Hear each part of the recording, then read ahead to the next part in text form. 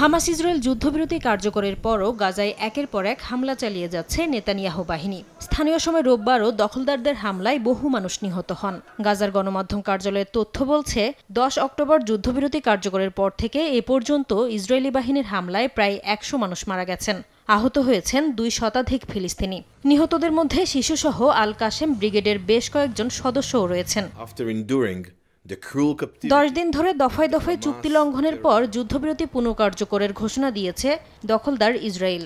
এর আগে যুদ্ধবিরতি কার্যকর থাকা সত্ত্বেও গাজার বিভিন্ন স্থানে হামলার কথা স্বীকার করে ইসরায়েলের প্রতিরক্ষা বাহিনী। রাফা শহরে ইসরায়েলি বাহিনীর উপর হামলা ও 2 সেনা নিহতের জেরেই এই অভিযান বলে দাবি করেছে তেল আবিব। তবে হামাসের দাবি, হামলার ঘটনায় কোনো সম্পৃক্ততা নেই সংগঠনটির। হামাস ইসরায়েল পাল্টাপাল্টি দোষারোপের মধ্যেই দুই পক্ষের মধ্যে যুদ্ধবিরতি এখনও কার্যকর রয়েছে বলে জানিয়েছেন মার্কিন প্রেসিডেন্ট ডোনাল্ড ট্রাম্প। যুক্তরাষ্ট্রের মধ্যস্থতায় হওয়া এই চুক্তি শান্তিপূর্ণভাবে টিকে থাকবে বলেও আশা প্রকাশ করেন তিনি। চলমান পরিস্থিতিতে মার্কিন দূত স্টিভ উইটকফ ও ট্রাম্পের জামাতা জ্যারেড কুশনারের ইসরায়েলে যাওয়ার কথা রয়েছে।